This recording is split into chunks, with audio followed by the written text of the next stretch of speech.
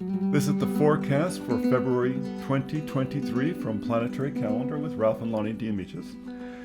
We are doing the calendar differently this month, of really focusing on the day blocks. And one of the reasons is that February is actually a relatively quiet month. If you look at the calendar and look down at the day block in the lower right corner, there's very few changes. And in fact, if you haven't watched it yet, watch the Strategizing the Year of the Rabbit forecast that we put up about what's going to happen in the course of 2023, or the year of the water rabbit. And when you listen to that, you will realize that we jump from January and the events at that time to March and completely skip over February. I like that. It's kind of a breath in between hits from the universe, you know? Well, during February now, of course, all of the planets have turned direct. So everyone is moving forward. No one is changing sign very much. The only thing that goes on in terms of that is Mercury goes from Capricorn to Aquarius on the 11th. And of course, the sun on the 18th. Of course. And then Venus goes from Pisces to Aries on the 19th.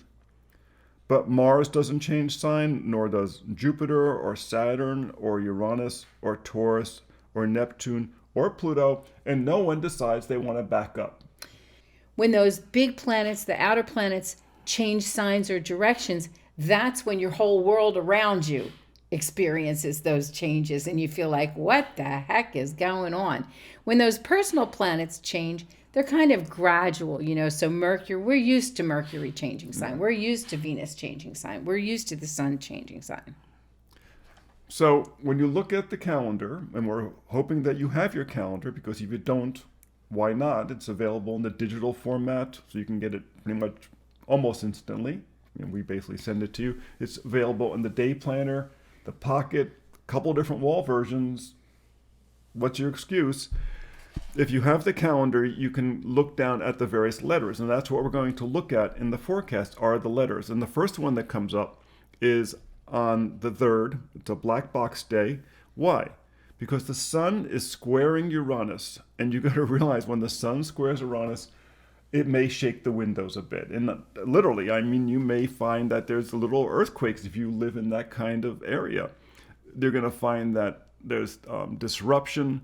And you're going to find this especially affects people who have strong Aquarius in their chart and strong Taurus. And these are two fixed signs. They don't like sudden changes. Well, Aquarius kind of likes sudden changes. But so realize that with this day, you have Mercury and Pluto are making challenging aspects to that Cancer moon. The sun square Uranus, which is a big aspect. And the only one who's helping out that day is the Neptune in Pisces. It's helping the moon out. Well, and I just want to mention back to Groundhog Day, because that reminds me of the fact that we had just done the Chinese New Year forecast, yes, the Lunar New Year forecast, and that is determined by the new moon in Aquarius. And this year, the new moon in Aquarius happened just about as early as it possibly can. It wasn't 0 degrees, but it was 1 degree Aquarius. So anybody who has anything in their natal chart at 1 degree of any of the fixed signs would really feel that change as a sudden change between Capricorn and Aquarian energy. Capricorn being a little bit unyielding and Aquarius being opened up to all kinds of possibilities. So you made this change in your responsible inner person, you know, from that to the other. So that people with the fixed signs at 1 degree really felt that personally. So to see Groundhog Day on the second day, we've already said that new moon in Aquarius is a better marker for when spring begins. It's called the Springtime Festival, the Lunar New Year is.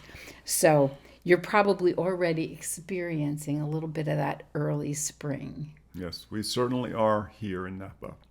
Now, the next thing that happens is on the 5th. It's another black box day. It happens on the full moon. Sunday. Sunday, when the sun is in Aquarius and the moon is in Leo at 16 degrees. So if you have anything at 16 degrees fixed, pay attention. If you have anything at 16 degrees Leo or Aquarius, really pay attention, because it will be felt very personally. This is a bit disruptive again, and this continues that trend that started on the Friday, on the 3rd, because that disruption is still rolling along. Remember, the sun just made a square to Uranus in Aquarius, and now the sun is opposing the moon. So you're setting up what's called a big T-square of the fixed signs. That's pretty close. You're within a couple of degrees of an exact T-square. So there'll probably be things going on related to those things in our lives that we consider fixed, like the laws, the courts, the systems, the regulations, these parts of our lives that we consider to be the bedrock of our lives. This is why it's Taurus, the Earth, Leo, the Sun, Aquarius, our community. Who am I leaving out? Scorpio. Oh, birth and death. Don't leave out Scorpio. Birth and death. All of the things that we know are the fixed things. And this is where this T-square is going to be resonating. So expect the news to be very interesting if you watch the news. Well, and that whole first week then, after that, it's kind of interesting. It's bookended by a black box day on the Sunday the 5th, and then there's a white circle day on Friday the 10th. But the days intervening there are kind of, little social days. Even the voided courses are not too problematic. An early one for Monday the 6th for a few hours, and the void on the 8th is in the overnight hours. And you can see that by the notations on the bottom of the boxes where the void course starts and ends. And that's always a important thing to note, especially if you have a propensity for distraction. Those void of courses really affect you a little bit more. But there's not a lot of really, hard aspects. There's only a couple of nice trines, and those planets that are above and below the number just really show you how social it is and what kinds of social situations you can expect. In fact, after the disruption of the 3rd, the 4th, and the 5th, as we're approaching Super Bowl Sunday on the 12th, we have that nice white circle on the 10th with that lovely Sun Trine Moon, the Mercury conjunct Pluto. That's interesting. A bunch of planets making nice aspects to the moon, right? And then the next day, Mercury enters its exalted sign of Aquarius, which is a brilliant, brilliant sign and enhances group communication in really positive ways. Saturn is making a good aspect to the moon that day. Mercury and Pluto are making challenging aspects, but the moon is going to change sign at 10:34 a.m. into Scorpio, just in time for the 12th and Super Bowl Sunday, which sounds a little bit intense to me. A Scorpio moon on Super Bowl Sunday. People are going to take this very seriously. Well, and some of the entertainment sounds very scorpionic to me anyway. There's a real drama with Rihanna at the halftime show coming back out after not being on the road for a long time with her new work, and it's going to be very dramatic, which is another keyword for that Scorpio energy. And we did say that planets changing sign are not that dramatic, but I just want to mention, we note that Mercury enters Aquarius at 3:22 a.m. And of course, we didn't put the degrees there because by virtue of definition, entering a new sign comes in at 0, 0. But if you have planets at 0 fixed, that's really going to ring your bell. I mean, when a planet changes sign like that, especially with Mercury, you may or may not, feel a dramatic shift.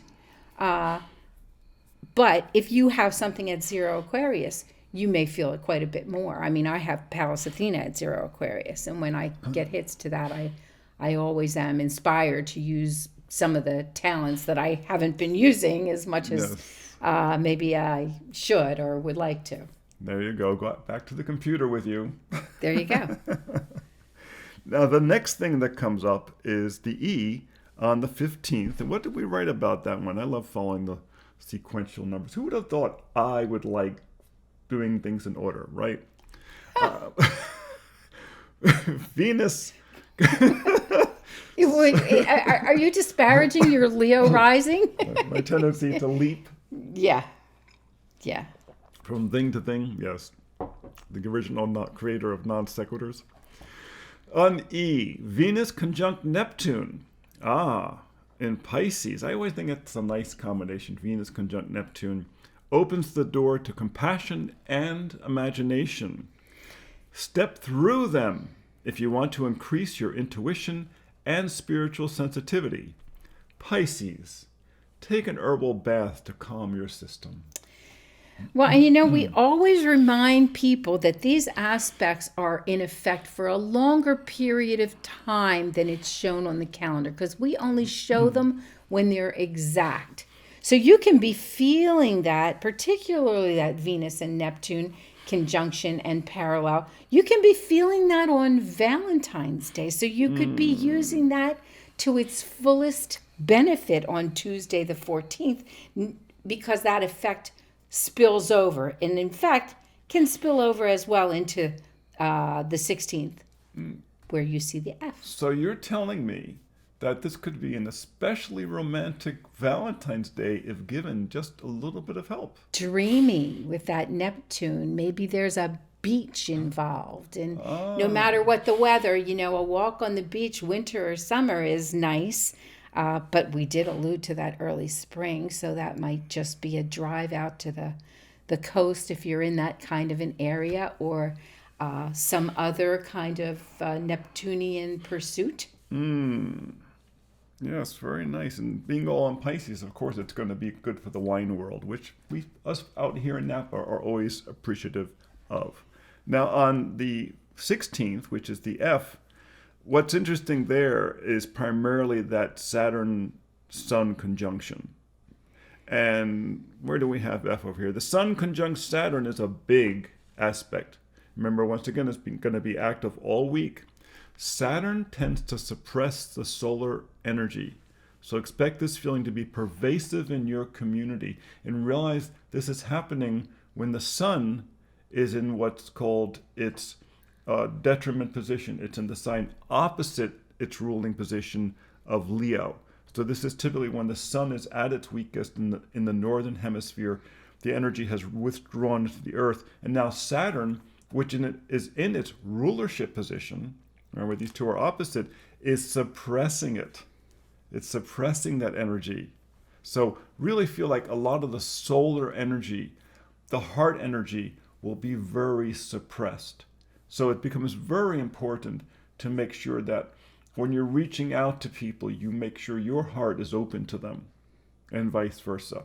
Well, and then you can take advantage of that nice Mercury sextile Jupiter on the 17th, Friday the 17th, right? To open that conversation, and open yourself up with generosity and understanding for people on that 17th. And what's interesting is on the 18th, which is the G, is the day the Sun moves into Pisces, and Jupiter, Pluto, Mercury, and Mars are all making good aspects to Aquarius. Maybe the lesson of this group of days here is to really not focus on your ego, on your own needs, but instead focus on your group's needs or your tribe's needs, because you have to go beyond yourself. Saturn is saying, suppress your ego needs for Saturn and Aquarius for the needs of your group. And we already know that we've had this aspect with Venus and Neptune, which is increasing our sense of compassion. So how can you make your overall community better? How can you express your compassion in a positive way during that? It's a busy group of days. E, F, and G come from the 15th, the 16th, and the 18th, with Mercury sextile Jupiter in between. And of course, that moon in Aquarius always energizes you to get out in the world and communicate with your team, your group, your what did you just community? Your community, right? And so it's a very Tribe. outwardly tribe. I like that word. Yes. It's a very outwardly directed moon. So much of the moon's energy is directed inward. Yes. Towards yourself, your own emotions, your own comforts, your own needs. But when it's in a sign like Aquarius, it brings you out of your shell and lets you relate your needs to the needs of others. And then on the next day, on the 19th, H, that's the new moon in Pisces at 1 degree Pisces. Now remember, the Aquarius new moon took place at 1 degree Aquarius. When you have these new moons taking place so early in the sign, there's a very strong sense that things are in alignment. The beginnings are at the beginning. There's a great sense of anticipation of a new start. And it's something you'll have a very strong sense of in the first part of this year, this rabbit year, that it's a year of new beginnings. And we have so many things going on where the outer planets are in the last signs of the cycle that there's a very strong sense that the old pattern is falling away in place in being replaced by the new paradigm. And this is one of the things that Jupiter, the fastest and the biggest of the planets, is saying. Jupiter in Aries, the start of a new cycle. And that Venus moves in to Aries on the same day. And who can resist Venus? Well, and I like the idea. I mean, we've explained it before, but that new moon is a new beginning. You can't see the moon because it's hidden in the beams of the sun because of that conjunction. And so after the new moon, things start to build and you start to see ever increasing slices of the moon. So as Ralph said, if it starts early in the sign, say in the first 5 degrees, there's a burst of energy that you can put all of your effort into that newness and that new project.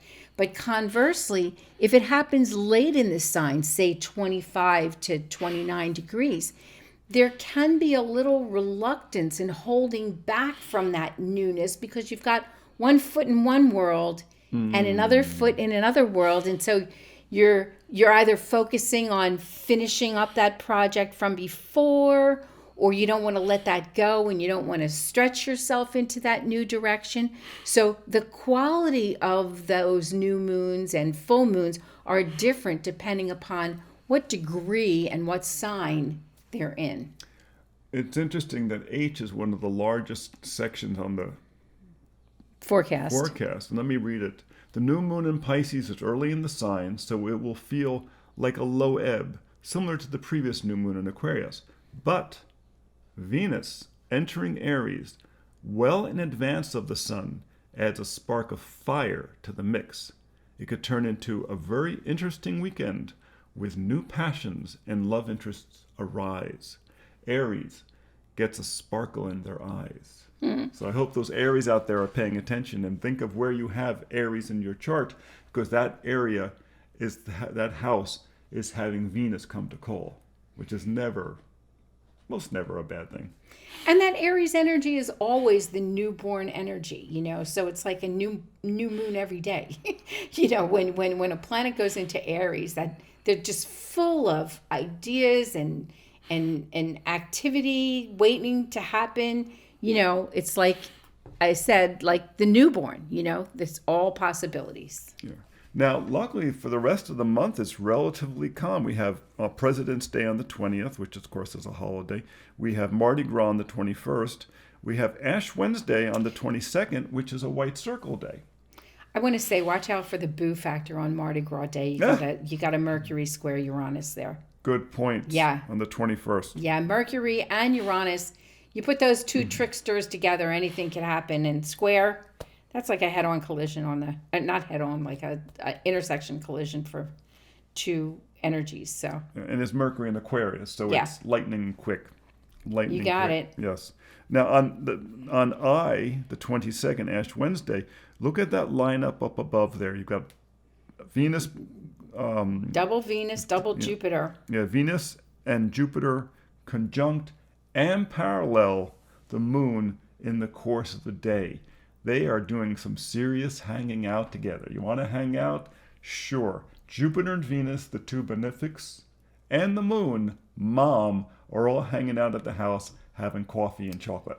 Now, this may be a good time for me to mention we do a lot of health astrology, and contacts between Venus and Jupiter show an exaggeration of the love of the sweetness in life. So this can be very literal. This could be overdoing sugar or alcohol, or, this could be, hypoglycemia, diabetes, things like that when you've got this expansion of the sugar. So watch out on this snacking a little bit. Try those sugar alternatives. Right, there you go, monk fruit. Meanwhile, exactly, there is a Mercury in Aquarius trine Mars in Gemini. So it's a fantastic day for communication. And when you have a lot of planets around, above, and even below the number, those are the lunar aspects, they tend to be very social days. Because it's everyone's talking with Mom, you might say. Everyone's making aspects to the moon. Now, the next thing that comes up is on the Friday, it's J. And that's the Sun sextile the moon. And it's also conjunct Uranus. So the moon is. Yeah, the moon is conjunct in Uranus. Taurus. So this could kick off a very interesting weekend and enjoy. This is especially good for the Pisceans and the Taurians. So we're coming into a very nice weekend. Besides the fact the moon is going to be in Taurus on Friday, and then on Saturday. So a fantastic time to go out to lunch or dinner. Yeah, I was just going to say, the Taurus moon is really non-denominational. I mean, I elevate the Taurus moon to some status that other people don't, because I have a natal Taurus moon and I just live from Taurus moon to Taurus moon. But it's a nice, social, relaxing kind of slow down and smell the roses kind of a moon. So if you've been working too hard, or, you want to catch up with some friends you haven't seen in a long time, or, we always relate it to food because, of course, Taurus loves food, but it enjoys all the finer things, the comfort things, go to, visit some art, or, visit nature, because it's just that breath in kind of a moon. Do something for yourself that will make you better for the next week. Now, as we come and we kind of get to glide out of the month, realize that this idea that all of the planets are direct, which means out in the outer world, but also the personal world, things will tend to move along well. Will continue through March. You're all the way into April before there's any type of retrogrades going on. So take advantage of this. Also, remember, we've touched on this very strongly in the strategizing forecast. Jupiter is moving fast, and it means that projects can be moved along very quickly. New projects especially. Jupiter in Aries is about your creative spark, and Jupiter makes things expand and is moving fast. Jupiter is going to move into Taurus in May, so it's covering 30 degrees from December to May. The same phenomena happens when Mercury is moving fast, and we talk about that in the forecasts. When Mercury is moving fast, anything to do with communication moves along faster. Well, and that fast-moving Jupiter also means that any of you people like us who have Jupiter in Aries natally get cheated out of our Jupiter return year. So we get 6 months of it instead of a year, which is the normal cycle for Jupiter to be in a sign for a year. Well, we got some Jupiter in Aries in 2022. We did. If you can think back, the best part of last year was pretty much Jupiter in Aries. Even though Jupiter in Pisces is considered the rulership position, but Jupiter in Pisces is all about compassion and sometimes suffering and feeling, and Jupiter in Aries is about feistiness. Well, and courage. Let's mention that Jupiter in Aries in the tropical zodiac is Jupiter in Pisces in the sidereal zodiac. Yes. So, and that's how it matches up with the the lunar animal years. Yes. But we digress. Yes. I digress. Yes. And if you ever want to know about the Chinese system, go onto our website, because I believe we have a whole video specifically about that, where we describe it and explain it in excruciating detail. We may have to renew that, do another one, an update. Do even more excruciating detail? Exactly. Oh, Exactly. I have okay. Mars in Virgo. I like excruciating detail. I'm game. So I think that's pretty much the month. Enjoy February. Like we said, it's an easy month. There's not a lot of changes. Once you get rolling along, the month should move very easily. And if you haven't subscribed to our YouTube channel, please hit that bell. We really appreciate it. It helps us. And leave some comments, because it gives us some direction. You know, we had people say that they couldn't make time for the weekly forecasts, and then they would forget them and they'd miss a week, or they like the monthlies better, and so we changed our format. So we really do listen to you. We try to be all things to all people, because we are rabbits and we're like that. And if you haven't gotten your calendar yet, you can get them. We have some left at planetarycalendar.com. You can get the digital one, so you can have it right away. Just send us an email and I'll email it to you. And if you want to be on our monthly forecast email hint, just send us an email and I'll get you on the list. So until next time, and when we talk about March 2023, until then,